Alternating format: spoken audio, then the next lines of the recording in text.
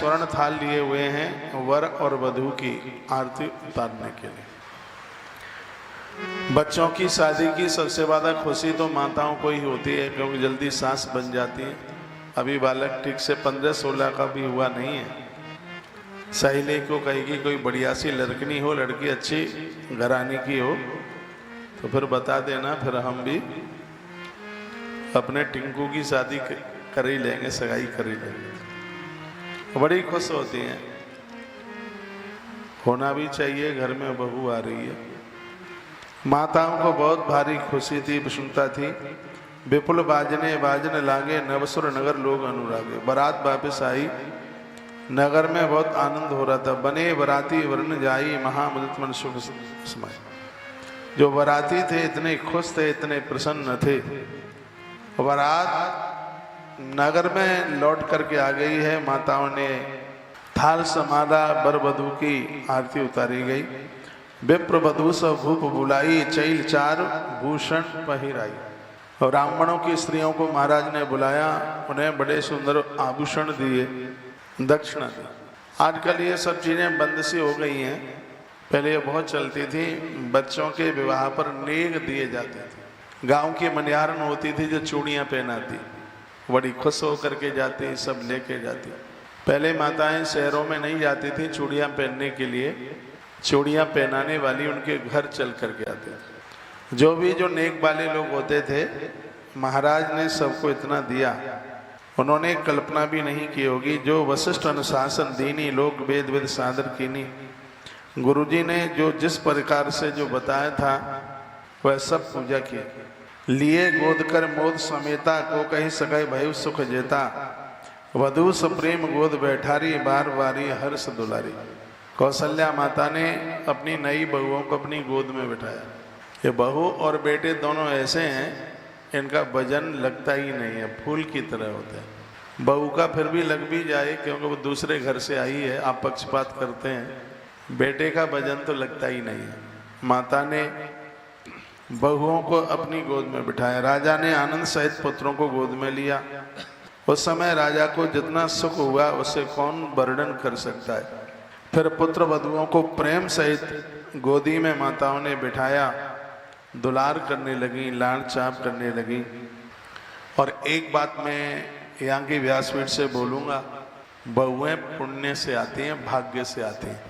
जिनके बच्चों के विवाह नहीं हो रहे हैं वो डुकरियाँ तरस रही हैं, हमारे घर में एक बहू आ जाए। ये बड़े भाग्य से मिलती हैं, इसलिए इनको लड़ा मत करो। ये दूसरे घर की बेटी अपना सब कुछ छोड़ छाड़ करके आपके घर आई है और हर प्रकार से आपको स्वीकार किया है, तो उसको खूब लाड़ कीजिए, उसको खूब दुलार कीजिए। हमारी नीति कहती है जिन घरों में स्त्रियां प्रसन्न रहती हैं उन घरों में 365 दिन दिवाली का महोत्सव होता है, दीपावली का महोत्सव। उस घर में कभी कमी आएगी ही नहीं जिस घर में स्त्रियां प्रसन्न रहेंगी, खुश रहेंगी। तो ऐसा कुछ करें कि वो प्रसन्न रहे। और ऐसा नहीं है कि धन से प्रसन्न रहेंगे, इनसे मीठा सा बोलिए, बढ़िया सा बोलिए। कुछ लोगों का स्वभाव बड़ा तीखा होता है, सीधे भी बात करते हैं तो ऐसा लगता है कि लाल मिर्च का छिड़काव करने के लिए निकले।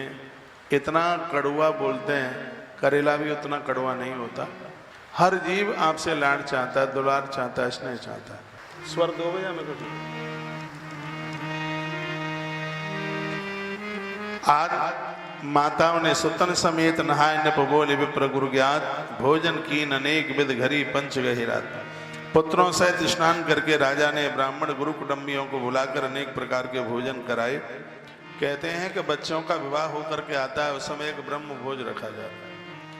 आपको पता है कि नहीं मालूम नहीं है, विशेष रूप से बेटे का विवाह होकर आया है, सत्यनारायण भगवान की कथा का आयोजन रखा जाता है। उस दिन यज्ञ किया जाता है और अपने जो भी लोग हैं उनके लिए भोजन ऐसा एक आयोजन रखा जाता है।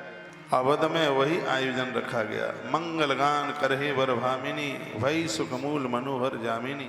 सुंदर स्त्रियां मंगल गान कर रही थी, वह रात्रि सुखी मूल मनोहारिणी। माता जानकी ने भी बड़े अच्छे अच्छे गीत गाए। नारी के लिए ये बहुत बड़ा शुभ शकुन है। साक्षात माता सरस्वती का रूप है, उसे नृत्य आता है, वो नाचना जानती है। जिसको नाचना नहीं आता है वो कहते हैं मैं तो बहुत अच्छा नाच लेती हूँ, लेकिन ये जगह ठीक नहीं है, आंगन ठीक नहीं है मेरे लायक। हाँ, मेरे ठुमकों के सामने ये छोटा पड़ता है। नाचन आवे आंगन टेढ़ा, यह भी बहुत बड़ी योग्यता है, नाच लेना, नृत्य कर लेना। माताओं के पास में कई तरह की विद्याएं होती हैं, अच्छे से सबके हाथ में मेहंदी रचवा देती हैं, और बहुत माताओं के हाथ की तो रचाई गई, बहनों की रचाई गई मेहंदी बहुत लाल लाल होती है। माता जानकी ने जब सुंदर से गीत सुनाए, कहते हैं कि कोयल भी उस समय लज्जित हो रही थी, इतना बड़ा आनंद हो रहा था। विवाह के बाद में अवध में आनंद, लड़का श्रमित उनींद बस शयन कराब हो जाए। रात रात भर कोई सोने को तैयार नहीं था। महाराज दशरथ सबको कहते हैं कि थक गए होंगे, जाओ सो जाओ। लड़के थके हुए नींद के बस में हो रहे हो, जाओ जाकर के सो जाओ। भूप वचन सुन सहज सुहाए, जरित कनक मन पलंग डसाए। राजा के स्वभाव ही सुंदर वचन सुनकर रानियों ने मड़ियों से जड़े हुए सुवर्ण के पलंग बिछवाए। गऊ के दूध के फैन के समान सुंदर एवं कोमल अनेक सफेद चद्दरें इसके ऊपर बिछाई गई थी। उपहरण बर वर्णन जाई, सुंदर तकियों का वर्णन किया गया। ये बिस्तर बिछोने की बात कही गई है।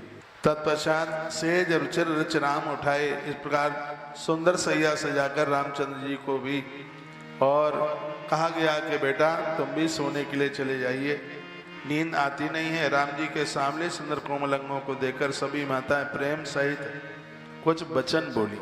कहती हैं बेटा मार्ग में जाते हुए तुमने बड़ी भयावनी ताड़का राक्षसी का उद्धार कर दिया। मार्ग जात भयावन भारी, कई भी तात ताड़का मारी। ताड़का को बेटा तुमने कैसे मारा? घोर निशाचर विकट बड़ समर, गनई नहीं काम मारे सहित सहाय के में खल मारी स्वभाव। ऐसे ऐसे राक्षस इन सबको तुमने कैसे मारा? बच्चे बाहर रह करके आते हैं, पढ़ने को जाते हैं, नौकरी के लिए जाते हैं, जब वो वापस आते हैं थोड़ा सा टाइम उन्हें दीजिए। आप बच्चों को जितना समय दोगे बच्चे उतना ही आपसे प्रीति रखेंगे, आपसे दूर नहीं जाएंगे। लेकिन आप इतने व्यस्त हैं, बच्चे यार दोस्तों के साथ घूमते रहते हैं, बाहर का खाते रहते हैं, आपके पास टाइम ही नहीं है उनके पास बैठने के लिए। आपको लाज लगती है बच्चों के पास बैठने के लिए। वो बच्चे कभी माँ बाप जी को छोड़ते नहीं हैं, जिन माता पिता के पास अपने बच्चों के पास बैठने को समय है। अवध की कथा यही कहती है। पूछा गया इतने बड़े भयानक राक्षस इन सबको तुमने कैसे मारा? मुनि प्रसाद बल तात तुम्हारी ईस अनेक गर्व रहे टारी।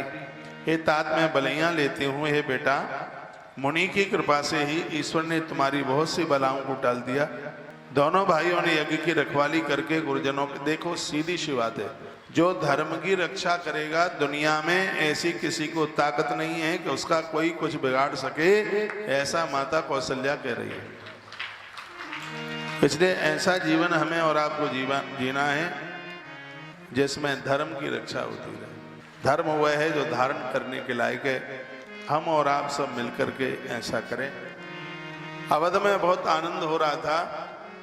गुरुदेव विश्वामित्र जी ने विवाह कराया। समय वह आया, श्री विश्वामित्र जी जाने का मन बना रहे थे। बहुत लोग बैठे हुए यहाँ थे। वशिष्ठ जी धर्म का कुछ इतिहास सुना रहे थे, राजा रणवास सहित सुन रहे थे। जो मुनियों के मन को भी अगम्य है, ऐसे विश्वामित्र जी की करनी को वशिष्ठ जी ने आनंदित होकर के सुनाया, समझा। साधु वही है जिसकी बड़ाई दूसरा भी साधु। ऐसा कुछ जीवन हम जिए, हमारी बुराई करने वाला तैयार ही ना हो पाए। महात्मा विश्वामित्र जी ने जो किया वह कार्य अद्भुत था। क्या किया विश्वामित्र जी ने? राम जी का विवाह, चारों भाइयों का विवाह कराया। और जीवन का सबसे बड़ा कठिन भी है और बहुत बड़ा पुण्यदायक भी है, दोनों है। आपके नी के बच्चों का विवाह करवा दें। आपके माध्यम से कितने परिवारों की वंश वृद्धि आगे बढ़ेगी। उसका पुण्य, उसका फल किसको मिलेगा? उसका फल आपको प्राप्त होगा। एक बिचौलिया जो संबंध कराता है उसको बिचौलिया कहते हैं। और बड़ा कठिन काम है, वो श्री विश्वामित्र जी ने कराया। तो गुरुदेव वशिष्ठ जी महाराज दुआ नंबर 359 के ऊपर की चौपाई में क्या बोले? मुनि मन अगम गादी सुत करनी मुनि मन अगम गादि सोत करनी मुदित बसेठ विपुल वेद वरनी मुनि मन अगम गादि सोत करनी मुदित बसेठ विपुल वेद वरनी मुनि मुनि मन अगम गादि सुत करनी मुनि मन अगम गादि सुत करनी मुदित बसेठ विपुल मुख वरनी मुनि मन अगम गादि सुत करनी मुदित बसेठ विपुल वेद वरनी श्री राम जय राम जय जय राम श्री राम जय राम जय जय राम। गुरुदेव वशिष्ठ कहने लगे, राजन, जो श्री विश्वामित्र जी ने किया है हजारों मुख धारण करके भी, और उनकी हम बड़ाई पूरी नहीं कर सकते। जो मोबाइल में मस्त हो रहे हैं, मोबाइल देखने में मस्त, तो कथा सुन लीजिए। मौसम बड़ा बढ़िया है, ना सर्दी है ना गर्मी है, पंखे की भी जरूरत पड़ नहीं रही है। और सबसे बड़ी बात है कि चातुर्मास का समय, चातुर्मास में किया गया सत्कर्म अनंत गुना होता है। इन दिनों में व्यापार ढीले हो जाते हैं, कमजोर हो जाते हैं। 8 महीना कमाने के लिए है और 4 महीना खर्च करने के लिए है। इन 4 महीनों में खूब खर्चा होता है। बहनें आती हैं, बेटियां आती हैं, कई दुनिया भर के उत्सव होते हैं इन दिनों में।